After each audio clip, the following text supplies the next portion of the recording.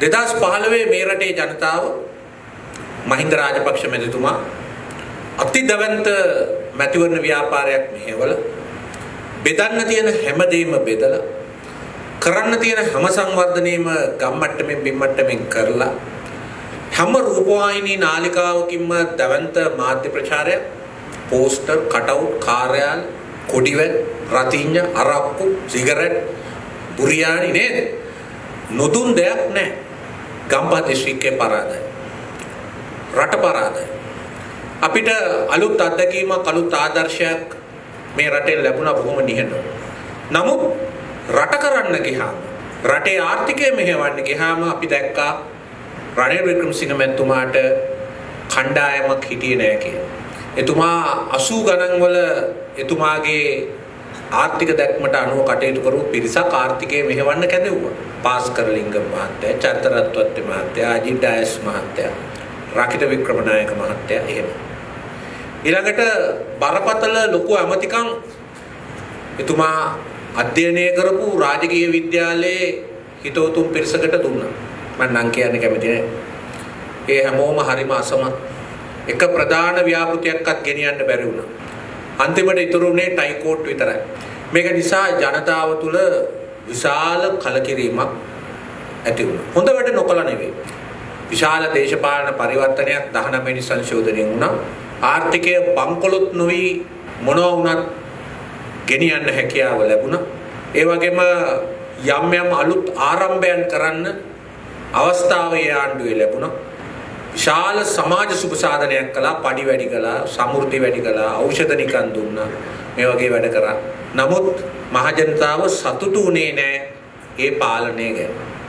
ඊළඟට අතිවිශාල බලාපොරොත්තුවකින් තමයි වර්තමාන ජනාධිපතිතුමා ආවේ.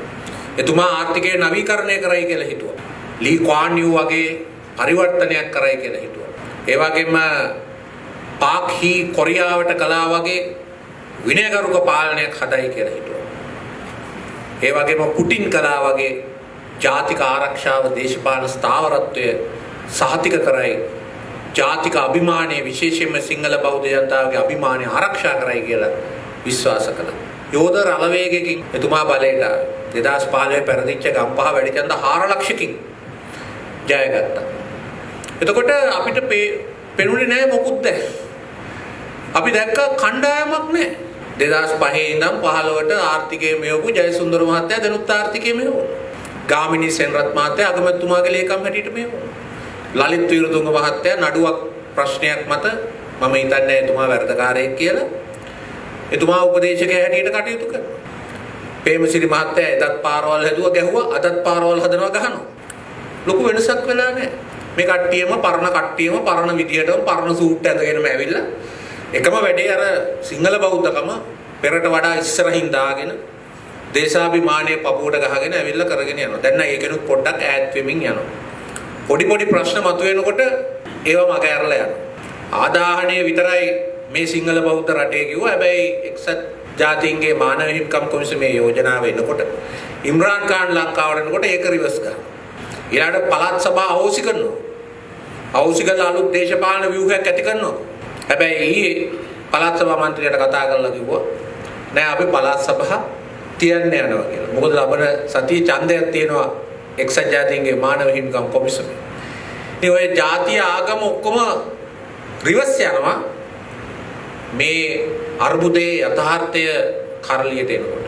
කණ්ඩායමක් නෑ. ඇත්ත කතාව ඒකයි. කණ්ඩායම පවුල විතරයි. ඒ පවුලේ සමාජිකයන් හා ඒවට ගොනු වෙච්ච වංචනික ගජමිතුරු පැලැන්තිය පමණයි. ඒ නිසා රට ප්‍රශ්න ඇතුළේ ඒ ප්‍රශ්න විසඳ ගන්න තිබුණත් රට දවසෙන් දවස අර්බුදයට යනවා. දැන් අර මූල්‍ය ප්‍රශ්නය ගත්තොත් මම පොඩි උදාහරණ දෙකක් ඔබතුමාලට කියන්නම්. පසුගිය පෙබරවාරි මාසේ දවස් 28යි තිබුණේ.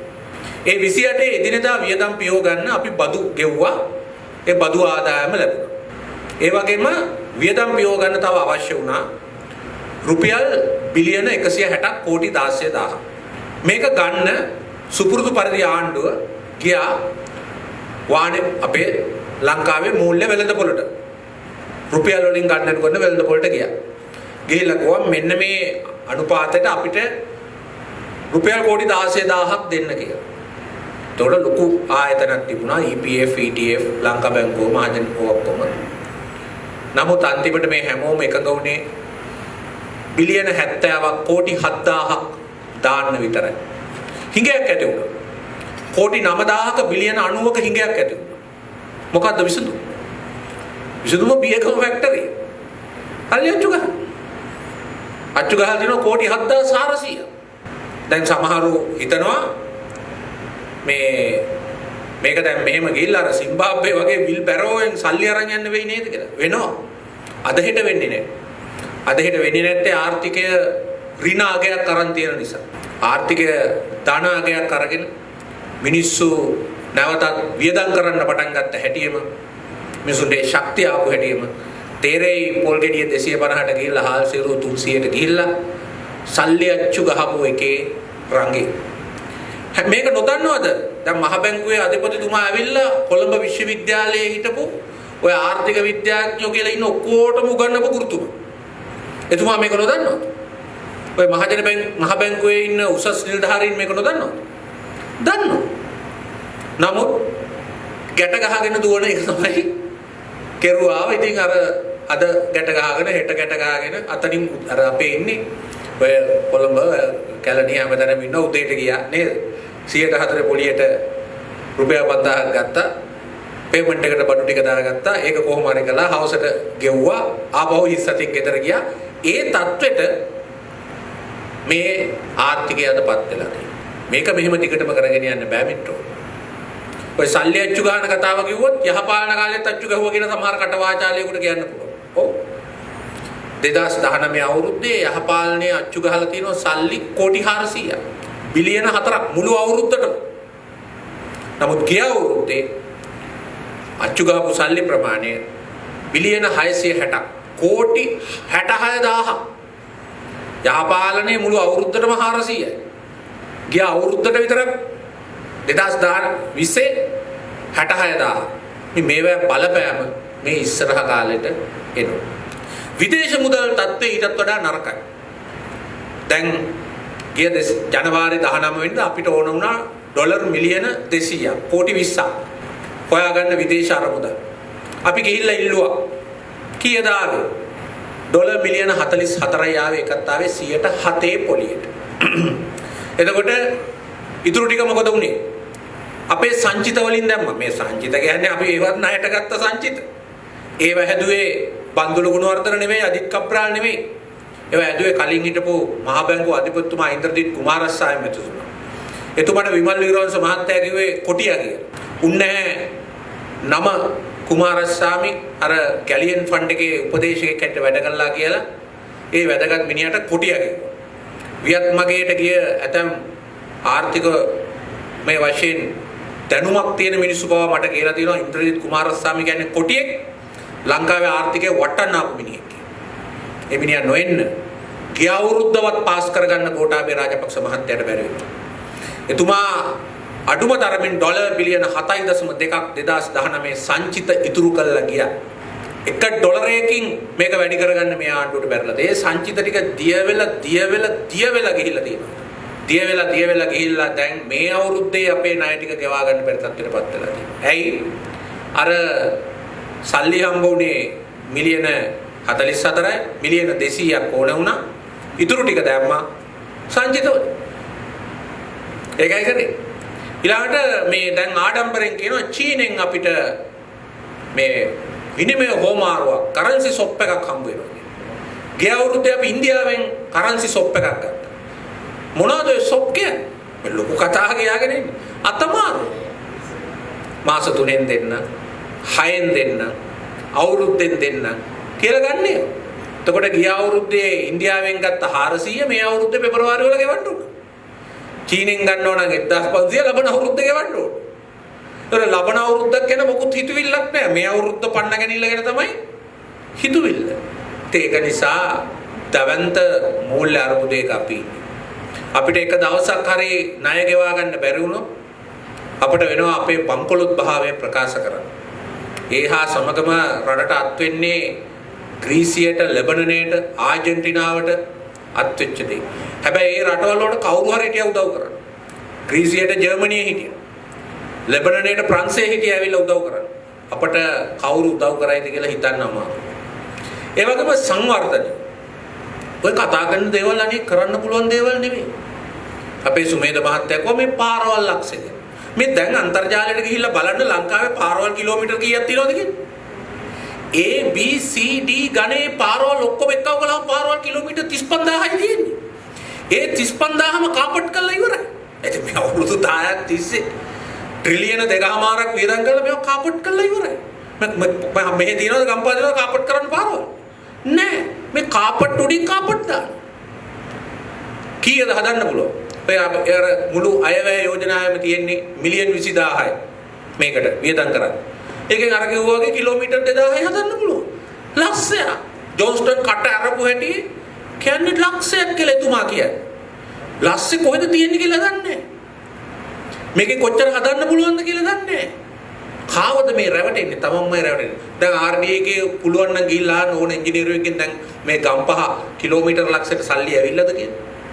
සල්ලි දීලාද කියලා. බියගම ෆැක්ටරියෙන් ගහලවත් කරන්න පුළුවන්ද කියලා. බෑ. එහෙම වෙන්නේ නැහැ. ඊළඟට කිව්වේ කොහමද? සජිත් ප්‍රේමදාස මහත්තයා තැන් වල ඇටෙව්ව පර්චේස් 10 කූඩු අපි තට්ටු නිවාස ගහනවා. සියපත් සෙවන පොහොට්ටුවෙන් ඉපදෙන සෞභාග්‍යයේ නිවාස සංකීර්ණ සෑම ප්‍රාදේශීය ලේකම් කොට්ටාසයකටම 100 ගානේ හැදෙනවා තට්ටු නිවාස. කිව්වනේ විවෘතත් කළා පුල්ගලුත් තිබ්බා අවුරුද්දක් පිරෙන දවසේ ගෝඨාභය රාජපක්ෂ මහත්තයා. එකක අත්තිවාරමක් දාලා තියෙනවා. පුළුවන් නම් පෙන්නන්න කියලා. එකක අත්තිවාරමක් සල්ලි නෑ මිත්‍රෝරුනි මේව කරන්නේ. ඊළඟට ගම සමග පිළිසඳර.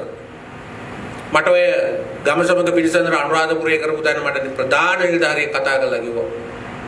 හෙලිකොප්ටර් 4යි වාහන 211යි නිලධාරීන් 600 ගානකට නවාතැන් දවස් 3කට රුපියල් මිලියන 86ක් වියදම් වුණා කියලා ඒ වැඩ පිළිවෙල. ඒ කියන්නේ කෝටි 8.6ක් මේ එක සතියක ගිහිල්ලා කරන ගම සමග පිළිසඳරට. කීයද වැඩ? වැඩ මිලියන් 23ක. ඉස්කෝලේක තින්ත ගන්න, පිට්ටනිය හදන්න, පාර කාපට් කරන්න. ඔය තමයි ගම සමග පිළිසඳර. මේවා මේ ගමේ මේ හැම ගමකම ප්‍රාදේශීය සංවර්ධන කමිටුව කියලා එකක් තියෙනවා. හැම ගමකම පොහොට්ටුවේ മന്ത്രി කෙනෙක් ඉන්නවා. හැම ගමකම ග්‍රාම සේවක නිලධාරිය ඇතුළු සංවර්ධනයේ බාර නිලධාරීන් 17 දෙනෙක් ඉන්නවා. ජනාධිපතිතුමා යන්න ඕනේද ඉස්කෝලවල තීත්ත ගන්න? ජනාධිපතිතුමා යන්න ඕනේද පිට්ටනි හදන්න? ඒකට යන වියදම මේ මිටෝර්නි මේ ඔක්කොම මාධ්‍ය නාඩගමක් හැටියට තමයි අපිට පේන්න තියෙන්නේ. ඉතින් ඒ නිසා අපි ඇත්ත විසඳුම් වලට ගියේ නැත්නම් ඇත්ත ආකාරයට මේ ප්‍රශ්න වලට මුහුණ දුන්නේ නැත්නම් අපි විශාල අර්බුදයකට යනවා. මතක තියාගන්න ප්‍රධාන බැංකු දෙකම දැන් ඇද වැටෙමින් තියෙනවා. ආණ්ඩුවට ණය දීලා. මේ රටේ ව්‍යාපාරිකයන්ට ණය ගන්න බෑ ණය දෙන්න බෑ. ආණ්ඩුවට ණය දීලා. ලංකා බැංකුවයි මහජන බැංකුවයි. පසුගිය අවුරුද්දෙම ගත්ත තෙල් වල $1ක් ආපහු ගෙවලා නැහැ. $1ක් ආපහු ගෙවලා නැහැ. ඩොලර් මිලියන 3000ක් ගෙවලා නැහැ ලංකා බැංකුවයි මහජන බැංකුවයි. ඒක ගෙවපු හැටි හෙට උදේට ලංකාව වංකොලොත් වෙනවා. ඒකයි. කයි වාරුණන් තියෙනවා මේ ඇමතිවරුන්ගේ අරේ මේ තෙල් වලින් මහා විශාල පුතිලි ශේත්‍රයේ මේව මෙහෙමයි කියලා. කරගන්න බෑ. වැඩක් කරන්න දන්නේ. අපි කරපු වැඩ ටික විතරයි දැන් විවෘත කරගෙන යන්නේ. මැනින් මාකට් එක විවෘත කරලා තමන්ගේ වගේ. මාළු මාකට් එකේ තීන්ත ගාලා විවෘත කරනවා ආයි තමන්ගේ වගේ. අපි එදා කඩවත ඇති කරා බහුවිධ ප්‍රවාහන මධ්‍යස්ථානය. ඒක 2020 මාර්තු වල විවෘත කරන්න තිබුණේ. අද වෙනකම් වැඩ ඉවර නැහැ. අපි එතන ඉඳන් රාගමින් එතෙන්ට දුම්රිය මාර්ගය ගෙනල්ලා දුම්රිය කියන්නේ සහැල්ලු දුම්රිය මාර්ගය. ඒක මේ කිරිබත්ගොඩ නගරය හරහා පිටකොටුවට අරන් යන්න හිටියේ. ඒ ව්‍යාපෘති ඔක්කොම නතර කළා. නතර කළා මොකක්ද දැන් කරන්නේ? තනි එක සමාගමකට මේක දෙන්න යනවා. මම අද කියනවා ඔය සහැල්ලු දුම්රිය අපි අඳුනාගත්ත හතරම මේගොල්ලෝ කැන්සල් කළා. ජපානයෙන් 100.1 පොලියට ලැබිච්ච ණය නවත්තලා තනි එක සමාගමකට දෙන්න යනවා. සමාගමකට දෙන්න යන්නේ නිකන් නෙවෙයි. වියදම් පියවා ගැනීම පිණිස රටේ වටිනාම ඉඩම් ඒ සමාගමට පැවරීමට යන්නේ. අද ලංකා බැංකුවට ලියුමක් එවලා තියෙනවා ලංකා බැංකු මූලස්ථානය අයින් කරගන්න. කාලයක් මේ ගොඩනැගිල්ල රටේ උසම ගොඩනැගිල්ල නේද?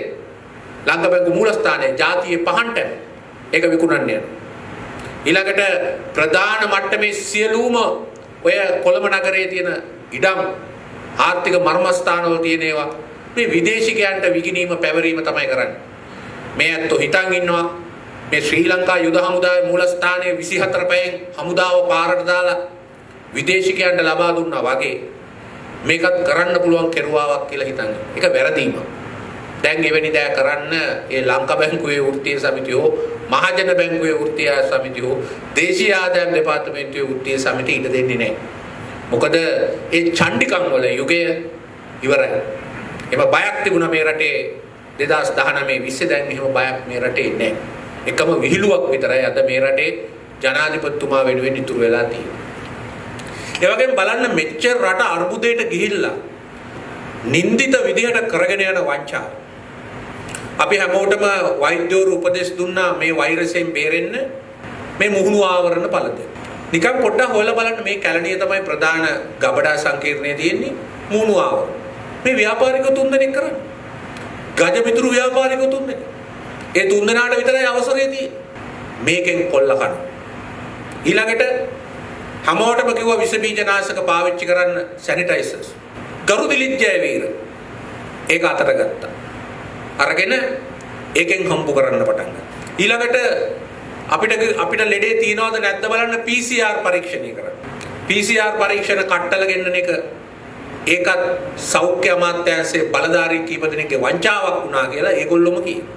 ඊළඟට කිව්වා PCR ගණන් වැඩි ඊට වඩා අඩු එකක් තියෙනවා කියලා. ඇන්ටිජන් කියලා. තීරණය ගන්නකොටම ඇන්ටිජන් ගෙනල්ලා ඉවරයි කටුනායක ගුවන්තොටුපළට. ජාවාරම. ඊළඟට නිරෝධායනය. මේ රටේ අහිංසක මිනිස්සු 39000ක් ඉල්ලීමක් කරා අපිව පාරට වැටලා ඉන්නවා නගරවල අපිව ලංකාවට ගෙන්න ගන්න කියලා විදේශ සේවා නියුක්ති කාර්යාලය. ඒ සියලුම දෙනා ලංකාවට ගෙන්න ගන්න ගුවන් ටිකට්පත් ඇතුළු ඒ සියලු දෙයට වැය වෙන්නේ කෝටි 400යි. කෝටි 1400ක් විදේශ සේවා නියුක්ති කාර්යාලයේ ගිණුමේ තියෙනවා. 7-5ක් ඒ මිනිස්සු වෙනින් වැය කළේ නෑ. ඇයි? ඒක ගාවාරමක් කළා. ඒ අහිංසක මිනිස්සු අවුරුදු ගාණක් අමාරුවෙන් හම්බ කරපු සල්ලි නිරෝධායනයේට හෝටල් ගත කරනවා කියලා ගැහුවා. කම්පැනි දෙක තුනක්. එක කෙනෙක් ටිකට් වලින් ගැහුවා උපුල් ටවර්ස් කියලා. එතුමා තමයි ගෝඨාභය රාජපක්ෂ මහත්තයාට ටිකට් ලබා දුන්නේ. එතුමා විපක්ෂයේ ඉන්න කාලේ ලොස් ඇන්ජලිස් නගරේ ඉන්නේ. ඊළඟට මේ නිරෝධායනය සඳහා ගෙන යනකොට මුලින්ම මේ පිටිපස්සේ ඉන්නේ ඇවන්ගාඩ් ආයතනය. ඒ ඇවන්ගාඩ් ආයතනය තමයි සියලුම දෑ කළමනාකරණය කරන්නේ. ඇවන්ගාඩ් ආයතනයේ සේවකෙක් තමයි අද විදේශ අමාත්‍යාංශයේ ලේකම්තුමා. ඒකට හැම තානාපති කාර්යාලයටම දැනුම් දීලා තියෙන අතරින් යන්න කියලා. අහිංසකින්ගෙන් ගහන මේ කෝටි 400 වෙනුවට අද මේ මිනිසුන්ට නිරෝධායනය කරන්නයි ඔක්කොම යන වියදම කෝටි 1200. මේක කෙලවර වෙන්නේ කොහොමද? ඇවන්ගාඩ් සමූහ ව්‍යාපාරයට කෝටි 800ක් සාක්කුවේ දාගෙන මේ 40000 ගෙන්න. සහ ගහනවා මිත්‍රෝ. මේ අහිංසක මිනිසුන්ට කරන දෙයට සහ ගහනවා. දැන් නාමල් රාජපක්ෂ මහත්තයා ගිහිල්ලා කියන අපි නිකන් ගේනවා කියලා. ඒකේ ලකුණු දා ගන්න හදනවා. නමුත් ඒ සාපය වැදිලා ඉවරයි. මිනිසුන්ට කරපු ඒ සාපය. දැන් ඊළඟට ගහන්න යන එක තමයි එන්නත. එන්නත ගේන්න හැදුවේ චීනෙන්. මම ඒ ගැන හෙළිදරව්වක් කරා. ඊට පස්සේ තමයි වෛද්‍යවරුන්ගේ උපදේශයේ මත AstraZeneca ගෙනා. දැන් AstraZeneca කියන්නේ රුපියල් 400. දැන් ගේන්න යනවා ඩොලර් ඒ වගේ 7 ගුණයක්. 7 ගුණයක් වටින එකක් දැන් ගේන්න යනවා. ඒකට ලෝක සෞඛ්‍ය සංවිධානය අනුමැතිය දුන්නේ නැහැ. ඉතින් වෛද්‍ය ඖෂධ නියාමන අධිකාරියට මේක ගෙනිච්චාම ඖෂධ නියාමන අධිකාරියේ ඉන්න වැදගත් වෛද්‍යවරු ඔය පාලිත අබේකොන් මහත්තයා වගේ කිව්වා අපිට බෑ මේ අනුමත කරන්න. ගෙදර බලයන් කිව්වා. ගෙදර යවුවා. ඒක දැන් කරන්න යනවා. දකින්න ඇති මේ ළඟදී බ්‍රසීලෙට චීනෙන් ව්‍යාජ වැක්සින් පටවන්න ගිහිල්ලා අහු වුණා. දැන් අපි අහුවෙන්න යන්නේ ඒ වගේ තවත් පට්ටපල් හොරකම්කට. රුපියල් 400ට තියෙද්දි නේද? 2800 වැක්සින් එකක් ගහන්න කාටද මේ වාසිය යන්නේ? ඇයි මේ හම්බු කරන් කන්නේ අපේ අහිංසක මිනිස්සුන්ගේ? ඊළඟට බලන්න මහා පිරිසිදුයි කියන අය පහුගිය කාලේ කරපු ටික. මෙච්චර ආර්ථික අතින් දුෂ්කරතාවයකට රටපත් වෙලා තියෙනවා. රටේ ආදායම් හිඳිලා තියෙනවා. පසුගිය ජූලි මාසෙදී එක පාට්ටම පොල් තෙල්, මාජරීන්, ඒ වගේම අනිකුත් ඔය මේද වර්ගවල තිබිච්ච බද්ද අයින් කළා. බද්ද අයින් කරාම එක්තරා සමාගමක් විල්මා පිරමිඩ් සමාගම පොල් තෙල්, මාජරීන්, සහ ඒ vegetable oil ආදිය ගෙන්නන්න පටන් ගත්තා. මම ගණන් හදලා බැලුවා 100%කින් වැඩි වෙනවා. 2019 පොල් තෙල් ගෙනාවා වගේ 300කින් වැඩි 2020. ඒ වැඩි වෙලා තියෙන්නේ හරියටම අර ජූලි මාසෙදී. කෝටි ගාණක් ගන්නවා.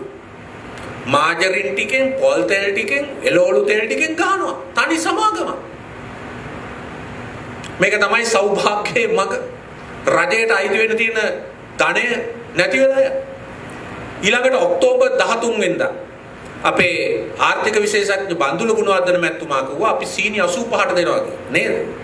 දෙනවා කියලා රුපියල් 50ක තිබිච්ච සීනි වලට තිබිච්ච බද්ද රුපියල් 725ට අඩු කරා. මොකද කළේ? ඔක්තෝබර් 13 වෙනිදා ඉඳන් සීනි ටොන් ලක්ෂ 3කට ආසන්න ප්‍රමාණයක් පෙබරවාරි 20 දක්වා ගෙනල්ලා තියෙනවා කියලා මුදල් අමාත්‍යාංශෙම කිව්වා. ජනතාවට හම්බෙලා තියෙනවද රුපියල් 85 සීනි? නෑ. තනි සමාගමක් මැදිහත් වුණා ඒකට. ශැන්ග්‍රීලා සජාත් මෞසුන් මහතා. මැදිහත් වෙලා සීනි ගෙනා. රුපියල් 70ට ලෝක වෙළඳ පොලේ අනික් සමාගම් ගේනකොට මෙහා 85ට ගෙනා. ගහලා එතනුනොත් රුපියල් 15ක විදේශ ධනය රටින් පිට කළා. ඊළඟට ඔහුගේ සීනි පමණක් බන්දුල ගුණවර්ධන මහත්තයාගේ අමාත්‍යාංශයේ සතොස රුපියල් 124ට ගත්තා. මිනිස්සුන්ට 85ට කොටසක් දුන්නා 134ට තව කොටසක් දුන්නා. මේ විදිහට සමාගම් 7ක් අතරේ බෙදී ගිය ලාභය මුදල් අමාත්‍යාංශයෙන් පාර්ලිමේන්තුවට ඉදිරිපත් කරලා තියෙනවා කෝටි 1500 මේකෙන් අර ඇස්ට්‍රාසෙනකා වැක්සින් එක දෙවතාවම මුළු රටේම මිනිස්සුන්ට දෙන්න දෙන්න. මුළු රටේම මිනිස්සුන්ට. මේ ගැන වග කියන්න ඕන සියලු දෙනා මුදල් ඇමති, ජනාධිපති. මොකද මේක මාස ගාන දවස් කීපයක් යනකොට මේකේ ප්‍රශ්නේ තේරුණාම මේක පාර්ලිමේන්තුව ඉදිරිපත් වුණාම මේක ගැන විසඳන්න දුන්නා. විසඳුවේ නෑ. ඒක යන්න දුන්නා. ඒක හම්බ කරගන්න දුන්නා. ඊළඟ ටයිල් සෙල්. ටයිල් එකක් තියෙනවා රටේ. ඒක කවුරුත් දන්නවා. අද වැසිකිළියක් කැසිකිළියක් හදන්න ගියාම ගොඩනැගිලි ඉදිකිරීම කර්මාන්තර ගියාම ටයිල් නෑ, කොමෝඩ් නෑ, මේක භාණ්ඩයක්වත් නෑ, හිඟයි. ඇයි? ආනයන තහනමක් පනවලා තියෙන නිසා.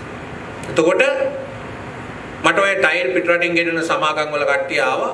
එක දවසක උදේ මහින්ද රාජපක්ෂ මහත්තයා ගැව්වා කැසට් එකක්.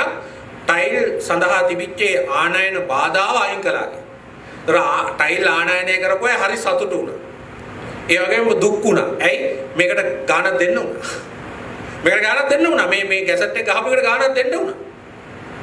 ඊළඟට පැය කීපයක් යනකොට ටයිල් මේ රටේ නිපදවල අසීමාන්තික ලාභ ලැබුවා කේන්ති ගියා. ඒගොල්ලෝ ගිහිල්ලා මේ බලධාරීන්ට කතා කළා. කිව්ව ගාණක් ගෙවපන් කියලා. ගාණක් ගෙවුවා. පැය 6න් ඒ කැසට් එක අවලංගු කරා. කැසට් ගහන්න සල්ලි ගන්නවා, අවලංගු කරන්න සල්ලි ගන්නවා. මේක තමයි දේශ මාමක අප්පච්චිගේ සෞභාග්‍යය දැක්ම. මේක තමයි තත්. ඉතින් මේවා කතා කරනකොට අපිට නඩු දාන්න, ඉරේ දාන්න පුළුවන් බල කමන්නේ. මිත්‍රෝරුනි මේක තමයි අද සිදුවෙමින් තියෙන්නේ. මේ මතක තියාගන්න මේවා වැඩි කල් කරන්න බෑ. මොකද ඒ ඇත්තෝ ඒ ඔක්කොම තොරතුරු අද කියනවා. දැන් බයසක ගිහිල්ලා. කමල් ගුණරත්න මහත්තයාගේ චණ්ඩි කතා ගැන ගොඩාබේ මහත්තයා වටේ ඉන්න හමුදා නිලධාරීන්ගේ බොරු කයිවාරු ගැන දැන් මේ රටේ තිබිච්ච බයසක ගිහිල්ලා. ඒ නිසා දැන් ඒවා මිනිස්සු විවෘතව කතා කරන තැනට ඇවිල්ලා. ඉස්සරහට ඔය රණවිරු ලේබලය යටතේ ඉඳගෙන ජාවාරම් කරගෙන නිවාස මේ රටේ පිටරට ගත්ත හැකි තොරතුරු ටිකක් එයි. එතකොට කහ බිස්නස් එක කලේ කවුද? නිරෝධායනය කලේ කොහොමද? ඉඩම් කොල්ල කෑවේ කොහොමද කියන එක ගැන නිවැරදි තොරතුරුත් තාම වැඩි කරලා යන්න ඉස්සෙල්ලා මේ රටේ සමාජයට එයි. ඉතින් මේක තමයි ගමන් මඟ, මේ ක්‍රියාවලියේ ගමන් මඟ. ඒ වගේම අර සිගරට් බිස්නස් එක ඩී.එස්. ගුණසේකර, මුදිත ගුණසේකර. මුදිත ගුණසේකර එයාගේ බිරිඳයි තමයි අපි කවුරුත් දන්න මහින්ද මහත්තයාගේ දානමාන බෝධි පූජාවල ප්‍රධාන සංවිධායකයා. ඒගොල්ලෝ බස් පවත්වාගෙන යනවා විතරක් නෙවෙයි සිගරට් කරගෙන යනවා දිස්ත්‍රික්ක 4ක. 2020 ඔක්තෝබර් 20 ලංකා බැංකුවේ සභාපතිතුමා දානවා පත්‍රිකාව. දාලා කියනවා මේ ඩී.එස්. ගුණසේකරලා අපේ හොඳ කස්ටමර්ස්ලා මේගොල්ලෝ සිගරට් ව්‍යාපාරය කරගෙන යනවා. මාස 6කින් ආපහු ගෙවන්න මේගොල්ලන්ට දෙන්න පුළුවන්ද බිලියන 3.1. ඒ කියන්නේ දසලක්ෂ 3100ක් කෝටි 310ක්. කෝටි 310ක් දෙන්න කියලා ඉල්ලීමක් කරනවා. එතකොට අර අධ්‍යක්ෂක මණ්ඩලයේ ඉන්න මොලේ චුට්ටක් විතර තියෙන 3 දෙනෙක් අහනවා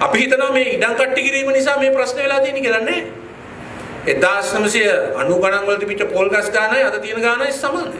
මොකද ඉඩම් කට්ටි කළාම මිනිස්සු එතරම් ආයේ පොල් ගස් එක පොච්චස් 10 හිටව ගන්න. එතකොට මේව අස්වැන්න වැඩි කිරීම ගැන අපේ වැඩ පිළිවෙලක් වැඩසටහන. පොල් ඊළඟ නිතරම මහින්ද රාජපක්ෂ මහත්තයත් කියන එක තමයි රට වටේම මහ මුහුද. හැබැයි මාළු පිට රටින් ගේනවා සාඩින් පිට රටින් කරනවා. මේ ඊයේ අපේ තිබ්බ බීගමුවේ දීවර එකමුතුව. මොකක්ද ලංකාවේ තත්ත්වය? ලංකාව අවුරුද්දකට මාළු ටොන් 5 ලක්ෂයකට ආසන්න ප්‍රමාණයක් නිපදවනවා. ඒ වගේම මාළු ටොන් 85000ක් පිට රටින් ගේනවා. අපිත් මාළු ටොන් 20000ක් විතර පිට රට යවනවා. එතකොට මේ පොඩි ප්‍රශ්නයක් විසඳගන්න තියෙන්නේ මෙතන. ඒ ප්‍රශ්න විසඳන්න බැරිලා තියන්නේ ඇයි? මාළු නැති ප්‍රශ්නයක් නිසා. එහෙම නැත්නම් මේ රටේ මූද තිබ්බට නැහැ. මූද දැන් අද මාළු නැහැ. ඇයි? විදේශිකයෝ දේශීය ජාවාරම්කාරයෝ 3-4 දෙනෙකුයි මාළු පැටව ඇති වෙන්න නොදී මහා පරිමාණයෙන් මේ මූද හුරම් කරනවා. ඉතින් දවසෙන් දවස මාළු අස්වැන්න අඩු වෙනවා මිසක් වැඩි වෙන්නේ නැහැ. ඉතින් තිරසාර විදියට මේක පාලනය කරලා කරගෙන යනවා නම් මාළු පිටරට යවන්නත් පුළුවන්. ඒ වගේම රටේ පරිභෝජනයට අවශ්‍ය ඒවා ලබා ගන්නත් පුළුවන්. දැන් ඒකත් ජාවාරම්කාරයෙකුට විකුණන්න යනවා රාජපක්ෂව. මොකද්ද කරන්නේ? මාළු බෝට්ටු 4000ටම දෙන්න යනවා ප්‍රධාන නැව් 40ක් දාලා ඒ 40ට විකුණන්න ඕනේ කියලා. ඒතර මාළු බිස්නස් එක කොල්ලත් ඉවරයි. සීනෝර් එකත් ඉවරයි, දීවර සංස්ථාවත් ඉවරයි, ව්‍යාපාරිකයොත් ඉවරයි. ඒකත් රාජපක්ෂලගේ ජාවාරම්කාරයෙක් අතට යනවා. ඕකම තමයි අද ගොවි බිම් වල වේගනය. ගොවි බිම් අකාර්ශමයි කියලා ඒ ගොවි බිම් අක්කර 500 1000 2000 කැලෑ එලි කර දෙනවා. අරක වවන්න මේක වවන්න කියලා. ගොවියා ගොවි කම්කරුවෙක් වෙනවා. මේකට විරුද්ධව නැගිට්ටේ අපරාධි කියන්න බෑ අර වැඩි නායකයා විතරයිනේ. අනික් ඔය ඉන්න එකෙකුට කොන්ද තිබුණේ අපේ ගොවි බිම් අල්ල ගන්නවා කියලා කියන්නේ. උන්නෑ විතරයි නැගිටලා කිව්වේ අපේ බිම් ඌරන් කන්න එපා මෙහෙම ඇවිල්ලා කියලා. ඉතින් මේ ඓතිහාසිකත්වයක්වත් වෙන මොකක්වත් වැඩක් නැහැ. අද මේ කොල්ලය කරගෙන යන. ඊළඟට කහ. අපි පසුගියදා දඹුල්ලේ ගියා. ලංකාවේ කහ ටොන් 7000යි අවශ්‍යතාවය. කහ ටොන් 2000ක් විතර නිපදවන. ඉතින් මේක හදන්න පුළුවන් ඒ කට්ටිය කියන්නේ මේක මාස 9 රට කහ වලින් ස්වයං පෝෂිත කරන්න පුළුවන් මේ බීජ නැති එකේ ප්‍රශ්නේ. ඒකට මම ඔය කියන්න ඕනේ නැහැ. ඔය වගේ ඔය හැම ප්‍රශ්නයකටම මිට්ටෝරු විසඳුම් තියෙනවා. දැන් මේ රටේ රාජ්‍ය ආයතන පාඩුයි කියනවා. 2015 ජනවාරි 15 වෙනිදා මම බලශක්තිය ඇමති හැටියට ගියාම ලංකා විදුලි බල මණ්ඩලය මට කිව්වේ මේ අවුරුද්දේ කෝටි 4500ක පාඩුවක් වෙනවා වළක්වන්න බෑ කියලා. තෙල් සංස්ථාවය මට කිව්වේ ඒ අවුරුද්දේ අඩුම ගානේ බිලියන 80ක විතර පාඩුවක්, ඒ කියන්නේ කෝටි 8000ක පාඩුවක් තෙල් සංස්ථාව බලාපොරොත්තු වෙනවා. මම තෙල් මිල අඩු කරන්න යෝජනා කරාම විරුද්ධ වුණා. ඇයි? ඒකෙන් තවත් බිලියන 65ක් විතර ආදායම අඩු වෙනවා. තෙල් මිල අඩු කරන්න ගියාම. විදුලි මිල අඩු කරන්න ගියාම ඔය ඉංජිනේරු මහත්තුරු විරුද්ධ වුණා. තව ලංකා විදුලි බල මණ්ඩලයට ආදායම අඩු වෙනවා කියන. නමුත් මොකද වුනේ? සැප්තැම්බර් 16 මම මේ අමාත්‍යාංශයෙන් ආවේ. ලංකා විදුලි බල මණ්ඩලයේ රුපියල් බිලියන 35ක ලාභයක් වාර්තා කළා ඒ සැප්තැම්බර් මාසෙ වෙනකොට. දෙසැම්බර් 31 වෙනකොට බිලියන 20ක ලාභයක්, කෝටි 2000ක ලාභයක් වාර්තා කළා. බිලියන් 65ක කෝටි 6500ක තෙල් සහනයක් දීලා තෙල් සංස්ථාව පාඩුුනේ නැහැ.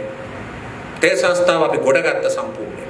අද ඒ තෙල් සංස්ථාව කෝටි බිලියන 600. බිලියන 600ක් කියන්නේ පොඩි ගාණක් නෙවෙයි, කෝටි 60000ක ණයකාරයෙක් කළා දෙනවා. විදුලි බල මණ්ඩලයේ බිලියන 250ක් කෝටි 25000ක ණයකාරයෙක් කළා දෙනවා. මේවා මේ හදන්න පුළුවන් ආයතන මිට්ටෝල. මේවා ගොඩනගන්න පුළුවන් ආයතන. ඒ නිසා අපි මේවා ගොඩනගන්න වැඩ කරොත් ඔය මහා භාණ්ඩාගාරය ඇතුළු ඔය ආයතන ගොඩ. මේ රටේ රාජ්‍ය ආයතන 1000 ගණක් තියෙනවා. ඕෙන් ඔය හැම එකම ඔය 1000 ගණන් හදන්න මහන්සි වෙන්න ඕනේ නැහැ. රටේ තාමත්ම වැදගත් ආයතන කීපයක් තියෙනවා.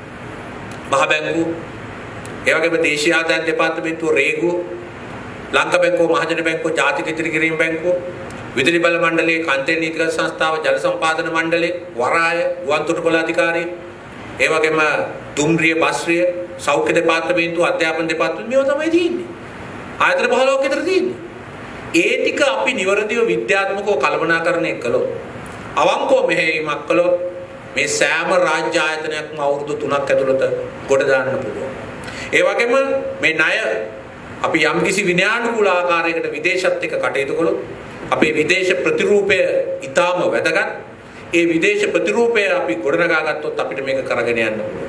අපි ලබන අඟහරුවාදා පවත්වන UNHRC ඡන්දේ පෙරදුනොත් ඒක බලපානවා අපේ මේ විදේශ ණය විදේශ ප්‍රතිරූපේ. ඒක මේ චණ්ඩි කතා වලින් මෙහෙවන්න පුළුවන් එකක් නෙවෙයි. අර විදේශ අමාත්‍යාංශයේ ලේකම් මිනිහා කියනවා මේ ඇමරිකාවේ ජනාධිපතිට අභියෝග කරනවා. මේ විදේශ අමාත්‍යාංශයේ ලේකම්. ඒ අතින් අපේ මේ ඇඟලුම් වාදිය සියල්ලෙන් 125ක් විතර යන්නේ ඇමරිකාවට. ඒ අස්කම අභියෝග කරනවා. මේගොල්ලෝ හිතන් ඉන්නේ මේ අර වීරවංශ මහත්තයා වේදිකාවල Google වලින් යන්න එපා, Coca-Cola බොන්න එපා කියලා කෑපොර දෙනවා වගේ මේ ජාත්‍යන්තර දේශපාලනේ මෙහෙම කරන්න පුළුවන් කියලා. ඇමරිකාවේ ප්‍රශ්නයක් තියෙනවා. නමුත් ඒව අභියෝග කරලා කරන්න පුළුවන් ප්‍රශ්නයක් නෙවෙයි ඒක. ඉන්දියාවට අභියෝග කරලා කරන්න පුළුවන් ප්‍රශ්නයක් නෙවෙයි. ලංකාවේ සමහරු 77 මැතිවරණදී කිව්වා ඉන්දිරා මැතිණියයි සංජය ගාන්ධි වැස්සී පැටියයි කියලා. ඒගොල්ලෝ දැනන් හිටියේ අපි අවුරුදු 30ක දවන්ත යුද්ධයකට RAW ව්‍යාපාරය අපි උපත් කරයි කියලා. මේ රටේ මිනිස්සු චූන් කරන්න ඕගේ කතා කියන්න පුළුවන්. හැබැයි ඒ ප්‍රතිඵල අතිශය භයානකයි. මතක තියාගන්න ඕනේ. ඒක නිසා මේ ජාත්‍යන්තර වශයෙන් අපි මේ අවට කලාපයේ සිදුවෙමින් පවතින දේවල් ගැන හොඳින් වැඩ කරන්න ඕනේ. දැන් මේ දිනවල Zoom meeting එකක් පැවැත්වෙනවා. ලෝකේ ප්‍රධාන රටවල රාජ්‍ය නායකයෝ 4 දෙනෙක්. ඇමරිකා එක්සත් ජනපදයේ ජනාධිපති, ඉන්දියාවේ අගමැති, ජපානයේ ජනාධිපති හා ඕස්ට්‍රේලියාවේ අගමැති. ඊයේ තීරණයක් ගත්තා මේ කලාපයට දෙන්න යනවා කියලා මේ වැක්සින් අලුත්ම වැක්සින් එක ජොන්සන් ඇන්ඩ් ජොන්සන් එක බිලියනයක් ලංකාව නැහැ කිව්වේ. ඒකයි වෙන්නේ. මේකේ සම්පූර්ණ තාක්ෂණයේ එක්සත් ජනපදයේ නිපදවන්නේ ඉන්දියාව, ජපානය තමයි මුදල් ලබා දෙන්නේ, ඕස්ට්‍රේලියාව තමයි ප්‍රවාහන පහසුකම් සපයන්නේ. අපි අයින් ඒකේ. අපි නැහැ. ඊළඟට අර අන්තර්ජාතික මූල්‍ය අරමුදලේ ණය අපිට ලැබෙන්න තිබුණා ඩොලර් මිලියන 850කට ආසන්න ප්‍රමාණයක්. අපි අතුරු රටවල් 11කට විතරයි ලැබුණේ නැත්තේ. අනික ඔක්කොටම ලැබුණා. ඒක ලැබුණා නම් මේ අපේ ණය ප්‍රශ්නේ සෑහෙන ලිහිල් වෙනවා. මේවට බලපානවා මේ ජාත්‍යන්තර ප්‍රතිරූපය. මේවා මේ උඩ පැනගෙන කෑ ගහලා සටන් පාට කියලා මේ රටේ මිනිස්සු බයියෝ චූන් කරනවා වගේ වැඩක් නෙවෙයි. අන්තර්ජාතික දේශපාලනයේ බයියෝ නැහැ. චූන් කරන්නේ. ඒක මේ හැමෝම මතක තියාගන්න ඕනේ. ඒ විදිහට අපි කටයුතු කළොත් බුද්ධිමත් නොවේ අපට විශාල ප්‍රශ්න වලට මුහුණ දෙන්න වෙනවා. මතක තියාගන්න රනිල් වික්‍රමසිංහ මහත්තයා කළා වගේ මේ අන්තර්ජාතික ප්‍රජාව ඉස්සරහ කියන දෙයට දන ගහන්න ඕනෙත් නැහැ. අපි කොන්ද කෙලින් තියාගෙන සිරිමාව මැතිනි වගේ වැඩ කරා නම් අපිට මේ අන්තර්ජාතික ප්‍රජාව අපේ පැත්තට නම්ම ගන්න පුළුවන්. අපේ ප්‍රතිරූපය ගොඩනගා ගන්න පුළුවන්. මෙවැනිම ප්‍රශ්නයකට ඉම්රාන් ખાන් මුහුණ දුන්න 2016 දී. පාකිස්තානයේ බංකොලොත් වීමේ මෙහෙම තැනට ආවා. හැබැයි අනුක්‍රමයෙන් ඒ රට අද උඩට ඇවිල්ලා IMF එකත් ණය දෙනවා, අරයත් ණය දෙනවා, මෙයත් ණය දෙනවා, බෝම්බත් පිපිරෙනවා, මිනිස්සුත් මැරෙනවා. හැබැයි රට යනවා හිමීට ඉස්සරහට. ඒකයි නායකයින්ගේ වගකීම. ඒකයි අලුත් දේශපාලනයක අලුත් සමාජ පෙරළියක අවශ්‍යතාවය. නිසා මේ රටේ ආණ්ඩු පෙරළිය ඇති වුණා 10ක් 48 ඉන්න. හැබැයි චින්තන පෙරළිය ඇති වුණේ දෙකයි. එකක් SWRT බණ්ඩාරනායක මහත්තයාගේ නායකත්වයේ 1956 ඇති වෙච්ච සංගවේදකුරු ගොවිකම් කරු පෙරළිය. ඒක මේ රටේ ආපහු හරවන්න පුළුවන් එකක් නෙවෙයි. විවේචන තිබුණත් ඒකෙන් තමයි මේ රටේ වරප්‍රසාද නැති ගම්බද පීඩිත පිරිස් සිංහල දෙමළ හැමෝම නැගිට්ටේ. ඊළඟට ජයාජයවර්ධන මහත්තයා ඇති කරපු ආර්ථික සමාජ පරිවර්තනය. මේ රටේ පෞල්වාදය නැතු ව්‍යාපාරික පැත්තෙන් ඉදිරියට යන්න තියෙන ඉඩකඩ. මට මේ මගේ හිතවත් ව්‍යාපාරිකයෙක් කිව්වා මේ කැලණියේනේ අපේ දාස මුදලාලි සිරිල් මැතු ගිහිලා 77 ඡන්දෙන් පස්සේ දාස මුදලාලිගේ මේ මෙතන තිබිච්ච මේ දලුගම ෆැක්ටරි වට කරා. වට කරාම අපේ හිතවත් දෙමළ ව්‍යාපාරිකයෙක් ජයාජයවර්ධන මහත්තයා හම්බ වෙලා කිව්වලු මේ කෝල් එකක් දීලා සර් මේ වගේ වැඩක් සිරිල් මැතු කරනවා මේ මොකක් හරි මැදිහත් වෙන්න බෑ. දාස මුදලාලි මම හම්බ වෙන්න කිව්වා. කියලා ඉතින් දාස මුදලාලි ගාව ජයාජයවර්ධන හම්බ වෙන්න ගියා මේ 77. ජයාජයවර්ධන මහත්තයා තේ එකක් එහෙම දීලා අමුදලාලි කොහොමද කියලා මම මැතිවුට කතා කරන්නම් ඒක ගැන බය වෙන්න එපා ගිහිල්ලා ව්‍යාපාර කරන්න. හැබැයි මම වෙනස් කෙනෙක්. සිරිමාවෝ හැදුවේ ව්‍යාපාරිකයෝ 5 දෙනයි එක්කෙනෙක් ඔයා. මම යන්නේ මේ රටේ කෝටියක් ව්‍යාපාරිකයෝ හදන්න කියලා විතරක් මතක තියාගන්න. ඔයා ඊළඟට අඩිය තියන්නේ ඔයයි තව 5 දෙනෙක් ඉන්න වෙළඳ පොලකට නෙවෙයි. මම හදන කෝටියක් ව්‍යාපාරිකයෝ ඉන්න වෙළඳ පොලකට කියලා මතක තියාගෙන බිස්නස් කරන්න කිව්වා. ඒ කියන්නේ තරඟයක් නැතුව යන්න බෑ උඹට. තරඟකාරී සමාජයක යන්න පුරුදු වෙන් කියලා දාසමුදලාලිව බේරුවා. දාසමුදලාලි පස්සේ වෙනත් හේතුන් මත ව්‍යාපාර කඩා වැටුණා. හැබැයි සිරිල් මෙතු ගහපු හින්දා නෙවෙයි. ඉතින් ජේ.ආර්. ජයවර්ධන කවුරු විරුද්ධ වුණත් එවැනි ක්‍රියාවලියක් ඇති කරා. ගම් නියංගම් හැම තැනකම කුඩා ව්‍යවසායදායකෝ අතිවිශාල පිරිසක් ඇති වුණා. හොරකනුත් කළා, සංවර්ධනයත් කළා, මැරකනුත් කළා, ගෝණවල සුළුත් හැදුවා, තෙලුත් හොරකම් කළා, ඔක්කොම කළා. හැබැයි රට ආපසු හරවන්න බැරි සමාජ ආර්ථික පරිවර්තනයකට යොමු කරා. එතුමාට විරුද්ධව විශාල කැරැල්ලක් තිබුණා. ඒ කැරැල්ල වෙලාවේ ශිෂ්‍ය ව්‍යාපාර තමයි කැරැල්ල ගැහුවා. ඒ කාලේ අධ්‍යාපන ඇමතිත් එතුමා. ජේ.ආර්. ජයවර්ධන මහත්තයා. ඉතින් ඒක උපරිමයට ගිය වෙලාවේ මේ ශිෂ්‍යෝ නිදහස් කරගන්න කියලා එන්න කියලා ගියා. මමත් ගියා. මමයි තව 3 දෙනෙක් එක්කන් ගියා. අපේ ස්ටැන්ලි කල්පගේ මහත්තයා හම්බ වුණා.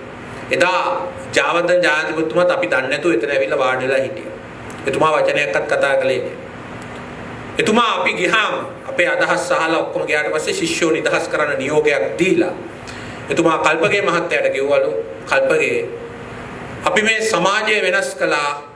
හැබැයි අපි බලාපොරොත්තු නොවිච්ච විදිහට අපි වෙනස් කරපු සමාජයේ තරුණ ළමයි රටේ වටිනාකම් වෙනස් කරගෙන යනවා. අපි ඒ ගැන හිතන්න ඕනේ. දැන් මට නම් වයස වැඩි කියලා කිව්වලු එහෙම හිතයි. ඒක මට කල්පගේ මහත්තයා කිව්වේ ඊට අවුරුදු 12කට පස්සේ. එතකොට එහෙම තමයි ජේ.ආර්. ඒ තමයි ජේ.ආර්. එයා මෙහෙන්නේ කැලණියෙන්නේ පටන් ගත්තේ දේශපාලන. ඉතින් ජේ.ආර්. ජයවර්ධන කවර විවේචන තිබ්බත් ඔහුගේ පවුලේ කිසිම සමාජිකයෙක් දේශපාලනයට ගෙනාවේ නැහැ. කිසිම කෙනෙක්ට දේශපාලනේ උඩට එන්න දුන්නේ නැහැ.